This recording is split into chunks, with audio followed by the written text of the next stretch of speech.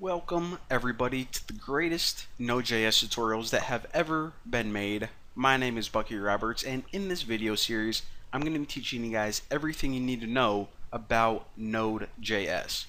Now, if you're watching this video series, I'm going to assume that you guys have heard of Node.js before, but you may not know exactly what it is. You probably just know that it's becoming really popular and that you can use it to make cool stuff for the internet. But I don't know, maybe you went to your website and you started trying to figure out what it was and you saw this. Alright, scalable applications. Let's see, it's an event-driven non-blocking. Alright, that's confusing. Let me just go and see if I can see what these examples are. Oh, yeah, look at this. Now everything makes sense to me.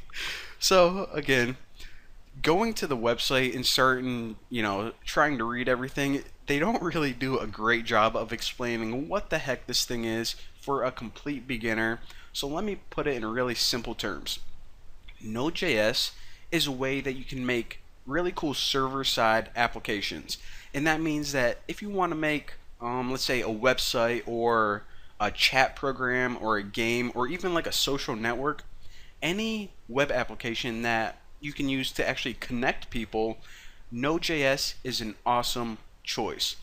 Now, if you guys are like, alright, you know what, I already know PHP, for example, sounds like it can do all of those things, so I'll see you later, maybe I'll catch you in another tutorial series. Well, here's the thing.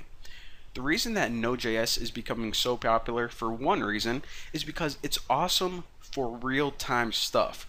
For example, if you were to make a chat application, and of course you would want to be updated in real time, well, PHP isn't that great for those kinds of applications. It's kind of slow and it uses a lot of memory resources and it has a bunch of drawbacks. And again, to explain all of the benefits of Node.js, I'm going to have to show you guys some examples. So the first thing we should do is install this bad boy. So in this video I'll show you guys how to install it for Windows. In the next video I'll show you how to install it for a Mac. So again, you guys probably figured this out. Might as well just click this big green install button to get started. And this is going to give you a MSI file, which is essentially just a wizard. And it's really easy to install actually. So wait till that gets done. Double click it. And do you trust it? Okay, I trust it. Actually, let me minimize out of this. Alright, so right here you pretty much just want to keep all the defaults. Next, let me read through this. Okay, I definitely read all that. Next, it's going to install it in the default location. Do not change this, please. Make sure that it's right in your program files. Next, everything looks good. Next, install. Do we give it permission to? Yes, of course we do. Alright, apparently it completed. Easy as that. Let's go ahead and finish this. And now what do we do? I mean, how do we know for sure that it actually installed? Well, the first and probably the easiest test that you can do is you can actually go to your command line by, if you go to your start menu, and then you can either search for or just type cmd, and that will pretty much open up the command prompt. So what it did whenever it installed it is it set up a system path. So now we can actually run it by just typing the word node. And just to test, again, I know that I'm not explaining the syntax or anything. This is pretty much just to test and make sure that everything is installed properly. But if you type console.log, and inside here you just type something like, I don't know, just type anything you want, bacon. What this means, again, is just print some text out to the console, or in other words, this terminal. So again, don't really worry about the syntax. Just copy this, make sure everything is working. If it's not, then go back and make sure that you kept all the defaults whenever you installed it. But if you see the word bacon undefined, then you're good to go. So of course, what we can do is we can type a bunch of Node.js in this awesome looking, command prompt. But fortunately, they have programs that are a little bit, more aesthetically pleasing than this thing that looks like it was developed in 1940. So first of all, I want to mention that I am a big fan of free IDEs and pretty much software that you can develop Node.js in. However, for this tutorial series, I'm going to be using a JetBrains IDE to type all my code, and I highly recommend it. If you actually buy this, then it is, let's see, $50. But guys, trust me, you guys want to download this IDE. It is hands down the best platform for developing Node.js applications. And I know that everyone has their personal preference. You know, some people like potatoes, some people don't, whatever. But this is not a competition. This is the best. And another thing is for students, or if you're just teaching it or even using it for an open source project, it's completely free. So guys, splooge on this. I know it's 50 bucks like I said, but it's well worth it. If you got to steal some money from your grandma or anything, then that is fine. So download this. Again, if you want to try it free for 30 days, do that. And actually, I don't have this exact IDE installed on my computer. I actually have another IDE from this company, but they're pretty much the exact same thing. Mine is called IntelliJ, but again, if you install it, you're going to see that it's pretty much the same thing.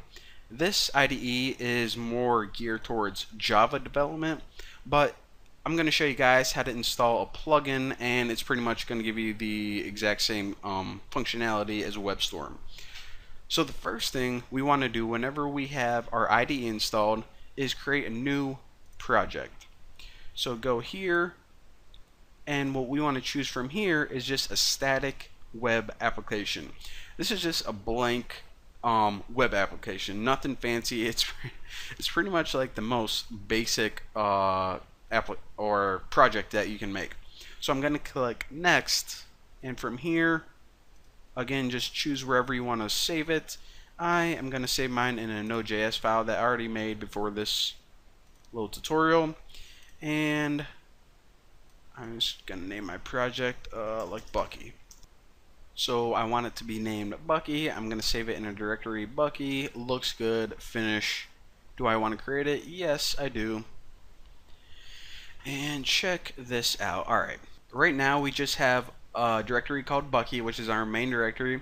And this folder right here is pretty much just all the settings for JetBrains, your IDE, like your preferences and stuff. We actually never are going to edit anything in here.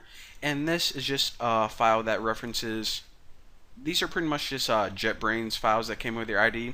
Nothing to do with Node.js, so don't worry about these or ever worry about touching them. So we pretty much have a blank project, a blank folder with nothing in it. So the first thing, of course, we need to do is create some kind of file.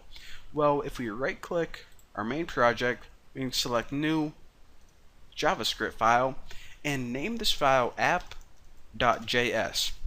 So this is going to be our starting point. In other words, whenever we start making Node.js applications, our program is going to look to this file first, and whatever code is in here, it's going to run. So it's like our main file, simple enough. So if I just want to, actually, we'll just do this. So console.log. So just like before, we can type bacon, and if we either right click and run this, check out what happens. So we pretty much have the exact same thing as the command line. However, as you can see, this little environment is a little bit cleaner and gives us a few more tools than that boring black and white command line. So there you go. That is set up and running perfectly. However, there are a few things that I want to take care of. The first thing is this. Whenever we start running actual applications, we of course want to make these for websites most of the time instead of, you know, just having the user use a terminal or command prompt. So what I'm going to do is this. I'm going to go up to this little drop down menu in the top right, and I'm going to choose Edit Configurations. And this is pretty much saying how do you want to set up your program to run. Well, if you click the Browser Live Edit tab, then we can say this. After this program launches, then open it in, and you can choose whatever browser you want. I of course am using Chrome as my default. If you don't have it, then Get it? So again, after this launches, then don't just run everything in the terminal. Actually open it up in an actual website. And of course, you can't just open it in Chrome. You need to give it a website to open. So I'll put HTTP localhost, which means my computer, port 8888. So again, whenever we're making Node.js applications, we're gonna have to say that this is the correct port in the correct location, but we'll take care of that whenever I show you guys how to do everything. Just setting everything up now. So just hit apply, OK, and if we run this right now, then it's not going to open in Chrome, and that's because we're not giving it any code to open in Chrome right now, because all this says is print some text out to the terminal, which is this. So I know it's kind of confusing, but you guys are going to see later on whenever we start making actual Node.js apps that it actually makes sense. So one other thing that I want to explain is this. Eventually, when you start typing actual Node.js, you're going to get some warnings from your IDE. So in order to get rid of those warnings, we need to tell IntelliJ, or actually think if you're using WebStorm, then everything is going to run fine. But if you're using another IDE from JetBrains, then this is what you do. You need to go to File, Settings, and first of all, you need to install the Node.js plugin. So like I said, this WebStorm right here, if I actually just click it, it's already set up for Node.js. However, if you have, I don't know, another product like IntelliJ, this is mostly, as you can see, for Java. However, you can tweak it to pretty much use with Node.js. So this is how you do that. You go to the plugins and type in Node.js. Now you're going to see a plugin called Node.js, which pretty much means I want to be able to write Node.js code in this piece of software. So you install that. I of course already have it installed, so that's why it says uninstall for me. But you will see a thing that says install. Click that, and once it's installed, this is another thing you need to do. Actually, you could have kept that open, but if you go to File, Settings, you can click Languages and Frameworks, expand JavaScript right here, and click on Libraries. Now, as you can see, we now have a few additional libraries that is capable of understanding. So we want to just enable Node.js and Node.js globals, again the core modules and globals. And again, you don't really have to worry about exactly what this is right now. We're just telling our program that says, hey, whenever we start typing Node.js code, don't get tweaked out and freak out because you don't understand what it is. So those libraries, whenever we enable them, it just says be aware that we're going to be developing Node.js in here. That's it.